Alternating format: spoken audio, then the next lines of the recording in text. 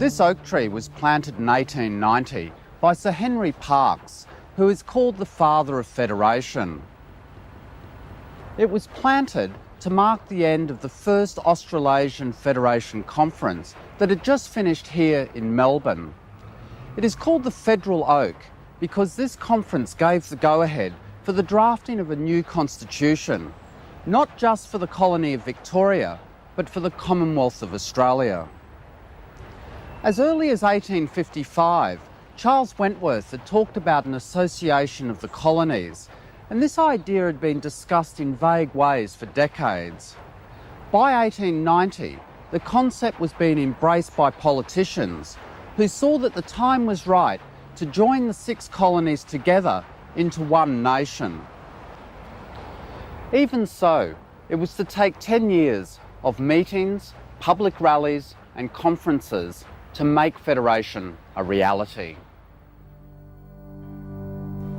As Henry Parkes and the other politicians posed for a photograph at the end of this conference, a lot of work had already taken place to sort out how 6 independent colonies that shared so much in common could work together within Australia.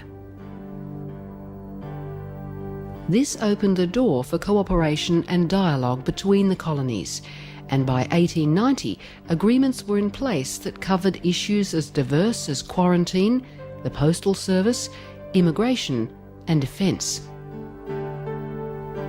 But some problems, such as customs and excise, proved to be harder to reform than most. This is the Murray River, and it was the dividing line between 2 of the most populous colonies in Australia, the colony of Victoria on the far bank and the colony of New South Wales on this side. In 1883, a great celebration was held here when this bridge was opened. It's a rail bridge, and it joins the city of Albury in the north with the city of Wodonga in the south. And with its opening, a direct rail link between Sydney and Melbourne had been formed. While this bridge certainly made travel between the 2 cities a lot easier, the journey was still not without its delays.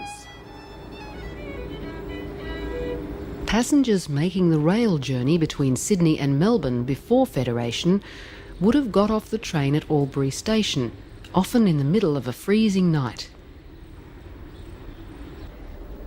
They did this for 2 reasons. The first was that the passengers had to have their luggage searched by customs inspectors at the border.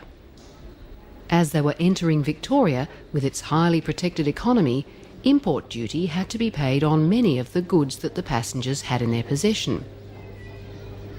Secondly, and more fundamentally, they had to change trains because the width of the tracks was different between New South Wales and Victoria, making it impossible for one train to complete the whole journey.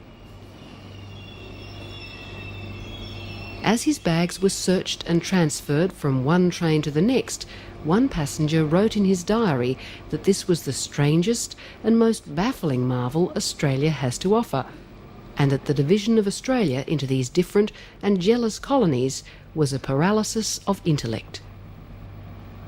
Train travellers were certainly not the only people who felt this way, and the daily life of people in border towns such as Corowa and Waganya, just to the west of Albury, gave numerous examples of why Australia should be federated. This bridge over the River Murray was built in 1892, and it replaced an earlier wooden bridge that had been built by John Ford, the first squatter in this district. Ford had established his property here in 1838, and he called it the Waganya Run. And because Victoria was not a separate colony at this point, his land stretched over both banks of the river. By 1856, Ford had laid out the town of Waganya on the south bank of the river, in what was then the very young colony of Victoria. Here he built a flour mill and public buildings as the town became a port for the paddle steamers that used the Murray. At the same time, what used to be Ford's land to the north of the river, in New South Wales, was laid out as the new settlement of Corowa. Both communities developed over the years to become regional centres, all the time separated by the Murray River but linked together by Ford's Bridge. Even though the people of Waganya and Corowa were literally only a stone's throw apart, they were citizens of separate colonies, and the problems of customs affected their everyday lives. Residents of Corowa at the time complained that when a man comes here from Victoria, he is treated like a foreigner, and when a woman goes to Waganya, she is treated like a smuggler.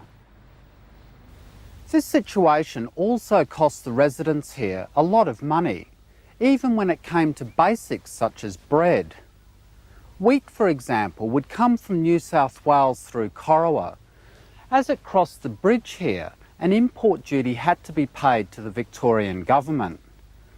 After the wheat had been ground into flour at Ford's mill in Waganya, it was brought back across the bridge to Corowa, where it was baked into bread.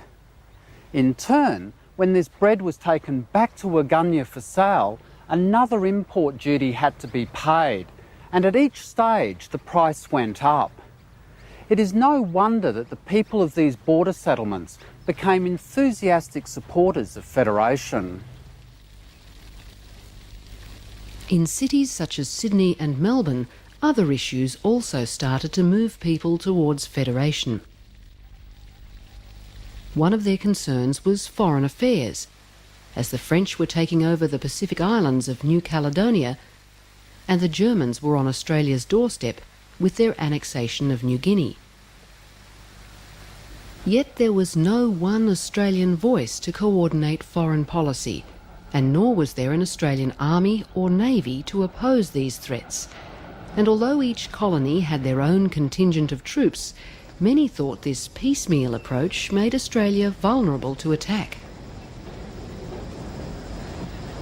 Another concern was immigration, especially Asian immigration, and people began to see that only a national immigration policy could stop what people felt was the threat of Chinese and coloured people to Australian society.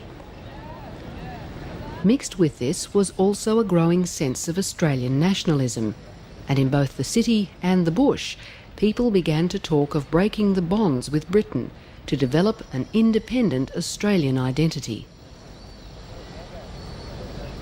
This newfound pride in being an Australian was expressed with great energy and skill by the writers and artists of the day. In literature, poets like Henry Lawson glorified what it meant to be a free Australian, and painters such as Arthur Streeton and Tom Roberts discovered that Australian light and colour was something new and something to be cherished. By the 1890s, these concerns had created a groundswell of interest to examine the possibilities for federation. And under the leadership of Sir Henry Parkes, the Premier of New South Wales, the federation movement began to pick up steam.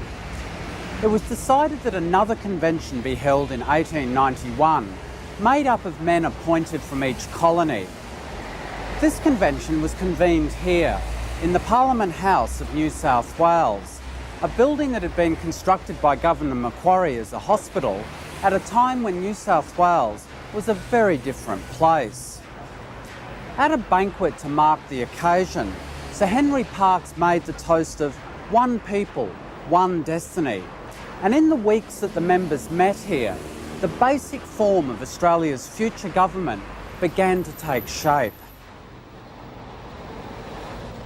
The Sydney Convention wanted a constitution to be drafted to set out their ideas on how the future federal government would operate. This document, that would come to be Australia's first national constitution, was inspired by a number of government systems from around the world. As their model for the important lower house of Parliament, the House of Representatives, the writers of the Australian Constitution looked to Britain. Inspired by the Westminster system, they made the lower house the most powerful, as it controlled things such as taxation, and one of its members was to lead the government as Prime Minister. This house would favour the large populous colonies, as they would have more representatives in the chamber because they had more voters.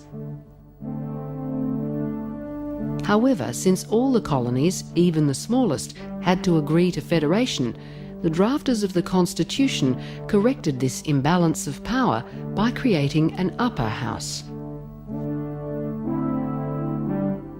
The British model for an upper house, the House of Lords, was not seriously considered, and instead the writers looked to America, and they took the concept of the Senate to act as an upper house of Parliament that could review and delay any laws that the lower house proposed. To protect the smaller colonies, the writers of the Constitution made the Senate a states' house, where each former colony would receive the same number of representatives regardless of its population. Because the Senate was a house of review that could at times reject legislation, it was seen as a guarantee to the smaller colonies that their concerns would not be lost to the power of Parliament's lower house.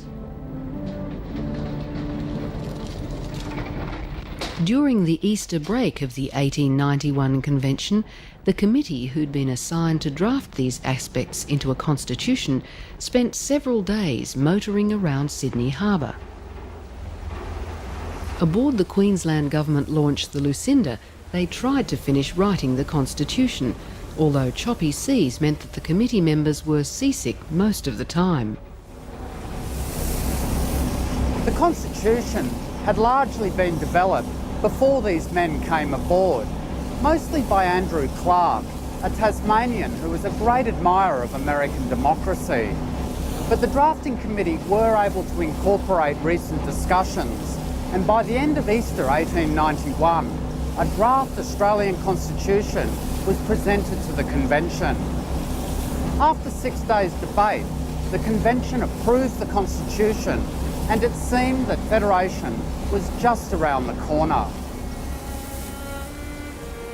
As the Sydney Convention was disbanding, full of high hopes, the colonies were about to go into one of the severest economic recessions they had experienced. Almost overnight, property values in cities like Melbourne plummeted and unemployment rose. On the streets, industrial unrest grew as trade unions battled for their members' livelihood, and without bread on the table, people's attention drifted from the federation issue. As the economy soured, the spirit of cooperation between the colonies evaporated, and now that federation was no longer a dream, but a tangible thing with a written constitution, public scrutiny and criticism grew. By the end of 1892, the issue of federation appeared to be, as it was said at the time, as dead as Julius Caesar. However, federation proved to be more resilient than that, and residents of border towns such as Corowa here kept the flame alive, as they saw federation as a way to freer trade and larger markets that would help haul the colonies out of their economic mess. Edmund Barton, one of the most tireless campaigners for federation, visited Corowa in December 1892, and he encouraged the local people to form their own federation leagues to help push the cause of federation along. Soon there were 15 of these leagues in the district, and since the new bridge had just been opened, it was decided that a federation conference be held at Corowa in July 1893.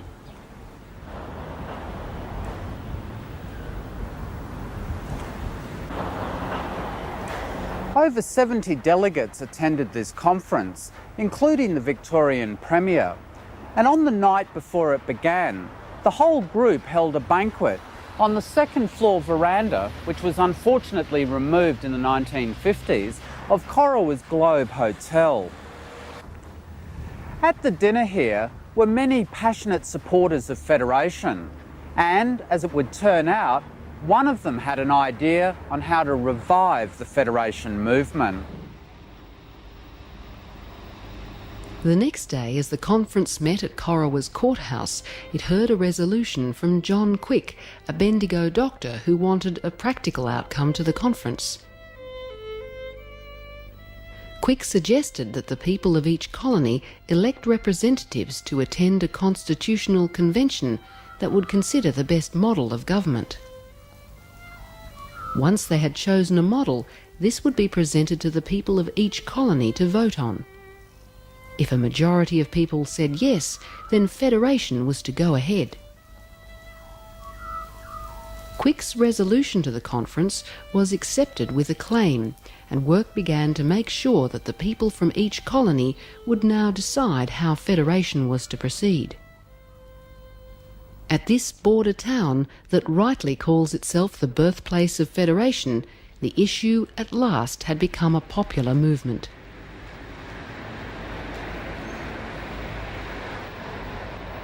Two years later, in 1896, Sir Henry Parkes, the father of Federation, died at his home in the Blue Mountains.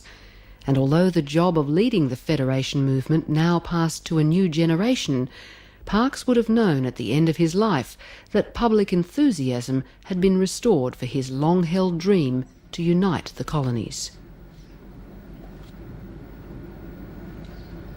The rebirth of the Federation movement was very noticeable in a colony that had been proclaimed under this tree in 1836, the colony of South Australia. Like Victoria, this colony had begun with a commercial contract, but this time the British government was involved from the beginning, as South Australia was established as a model example of how to found a colony that was not a penal settlement. The first 30 years of European occupation saw great expansion as a series of good seasons allowed settlement across this normally very dry region. Under the leadership of William Light, the city of Adelaide was laid out on a grand scale, and its people, free from the convict stain, endeavoured to put in place many ideas of social reform. Most important of these reforms was to give women the vote, an event that first occurred in an election in 1895, the first instance of women voting in Australia, and among the first in the world. Not long afterwards, the Federation movement gave the opportunity for another milestone to be reached in South Australia. In line with John Quick's proposal several years before in Corowa, the South Australian government decided to hold a ballot in March 1897 to elect delegates to the Constitutional Convention that would soon be held in Adelaide. As this convention would decide the best model for Australia's new federal government, the elections generated a fair amount of interest. One of those to put their name forward as a possible delegate was Catherine Spence, a journalist, writer, preacher and tireless campaigner for electoral reform and women's rights. And, by being involved in this election, she became the first woman in the British Empire to run for political office. Catherine Spence, along with many other women, spoke in favour of federation, as they saw it as a way to secure the right for women to vote in all colonies. And when women had the vote, they reasoned, politicians would finally have to consider women's views on all issues. In the election, Spence polled over 7,000 votes and came 22nd out of a field of 33, not enough to qualify as a delegate to the convention, but it was a pioneering event that helped make sure that all citizens, both men and women, would have the right to vote in a federated Australia. At the end of March 1897, 40 men, this time elected by the people of their respective colonies, gathered here in Parliament House, Adelaide, to attend the National Australasian Convention, or as we would call it, the People's Convention. All colonies were represented here, apart from Queensland, which did not want to take part. And under the leadership of Edmund Barton, this convention sat for 5 weeks, revising the constitution that had been drawn up in 1891.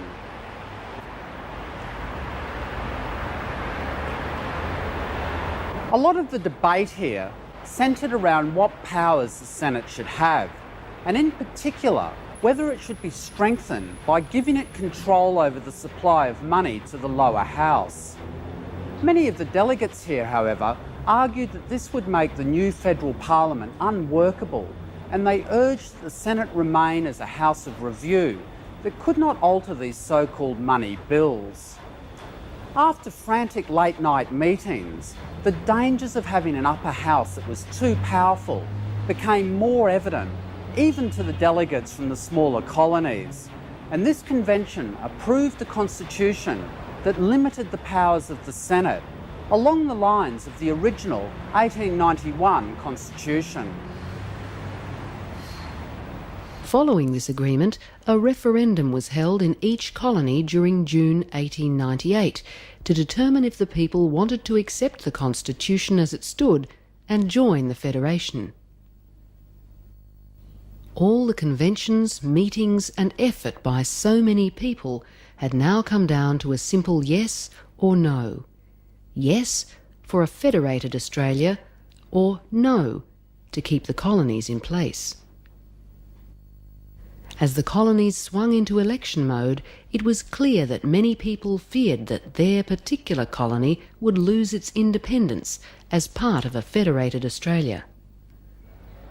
If they were from New South Wales with its large population and robust economy, people were worried that they would be financially supporting the smaller colonies and giving over hard-earned gains. While people in South Australia with a small population thought that their colony would be dominated in the new federal government by representatives from other colonies. But the groundswell of support for the obvious benefits of federation won the day, and each colony that took part in the referendum had a majority of people voting yes. There were, however, problems. Two colonies that covered more than half the continent, Queensland and Western Australia, had not participated, and in New South Wales a straight majority was not enough, as a local law required 80,000 yes votes in order for the colony to join the Federation. As this required number was not reached, New South Wales could not proceed, and without New South Wales there could be no meaningful federation. In order to break this deadlock, George Reid, the Premier of New South Wales, called a Premiers' Conference to be held in Melbourne behind closed doors. Here the Premiers made slight alterations to the Constitution, and they included a clause that the new capital of a federated Australia would be in New South Wales, but it had to be more than 100 miles from Sydney. This last point was seen by Premier Reid as important if the voters of New South Wales were to support federation and not feel that they were losing power and prosperity to a smaller neighbour. With these revisions in place, the people of the colonies, this time joined by Queensland, but still without Western Australia, voted in another referendum in the middle of 1899. Again, the yes vote was in the majority in all colonies, and importantly, over 100,000 people voted yes in New South Wales, passing the required 80,000 votes and thereby allowing New South Wales to join the Federation. Even without Western Australia, Federation could now proceed. One final hurdle, however, remained. Although the people of Australia had agreed to the new constitution, the colonies still had to get the approval of the British Parliament for federation to proceed. In March 1900, an Australian delegation that included Edmund Barton, Alfred Deakin and Charles Kingston travelled to London to lobby the British politicians. The British were very impressed with the arguments set forth by the Australians, and they agreed to support the new constitution, on the one condition that Britain should have some legal powers over the High Court of Australia, just in case its interests were at stake. This was a sore point with the Australian delegation, as the writers of the Constitution had expressly created the High Court to make Australia self-reliant from Britain, and they had given the High Court full and final powers over the interpretation of the Constitution. The Australian delegation therefore insisted to the British that only Australians could judge Australia's laws, and they forced the British to back down and be content with only minor changes.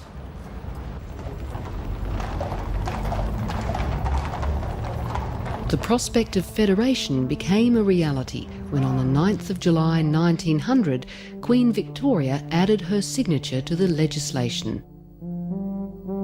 This allowed the colonies to become the Commonwealth of Australia on the first day of 1901. With royal approval making federation a certainty, pressure was brought to bear on Western Australia to join as an original member.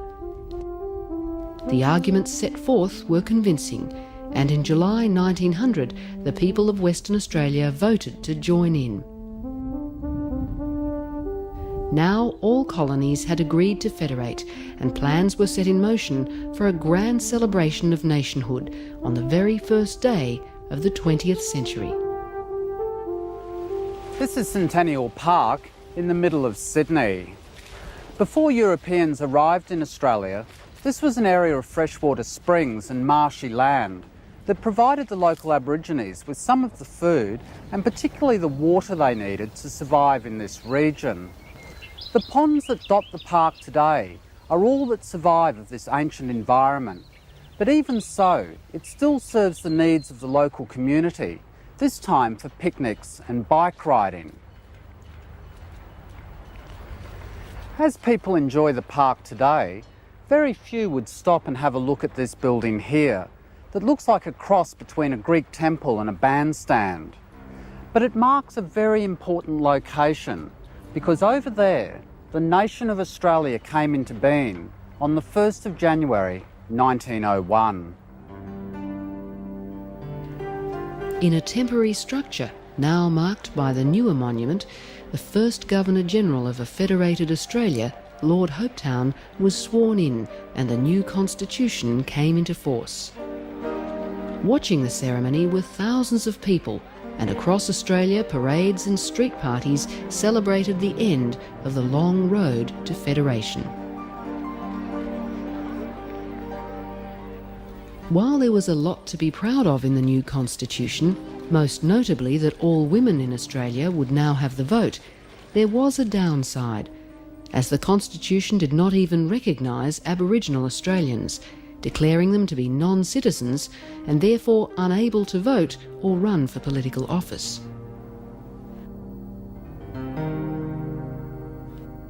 Although it had its faults, some of which would take years to rectify, the 1901 Constitution now had to lay the foundations for a fully functioning federal government. The first steps in this process came in March 1901, when elections to the new federal parliament were held, and on the 9th of May, the Duke of York opened the first sitting of this new parliament, as it gathered in Melbourne's exhibition building. At its head, as the Commonwealth of Australia's first Prime Minister, was Edmund Barton, a man who had been at the front of the federation movement for more than a decade. While federal parliament and the Constitution were in place, it would still take several years before Australia had a national capital that would govern for all Australians. The first step came when part of a sheep station along the Molonglo River was chosen to be the site of Canberra, the nation's new capital. True to the Constitution, this area was in New South Wales, but more than 100 miles from Sydney. Federal Parliament was transferred from Melbourne to Canberra in 1927, even though Canberra hardly existed as a town at the time. In this building, now known as Old Parliament House, the government of the day put federation into practice, as it still does, in a new and larger Parliament House that has since been built on Capitol Hill. The government structure of Canberra was only completed in 1980 when the High Court moved here and began to hear cases in this building. 90 years after it had been first conceived by the writers of the Constitution, A capital for a federated Australia had become a concrete reality. It had been a long road to reach this point. What had begun as a penal colony for the discards of Britain was now a nation with a strong sense of democracy. This did not happen overnight or by accident, but was the result of a lot of effort over a long time. Whether it was Charles Wentworth pushing to give ex-convicts some say in their own country, the oratory of Peter Lalor at the Eureka Stockade, or the struggles of Ned Kelly, all of these factors moulded the Australian character, a character that valued the basic rights of a true democracy. This character was picked up during the 1890s by politicians as well as ordinary men and women, and incorporated into a unique system of government that was defined by a unique constitution. To this day, the Constitution remains the cornerstone of our nation. It is an Australian constitution for Australian conditions, and as Henry Parkes said a long time ago in Sydney, it governs one people who have one destiny.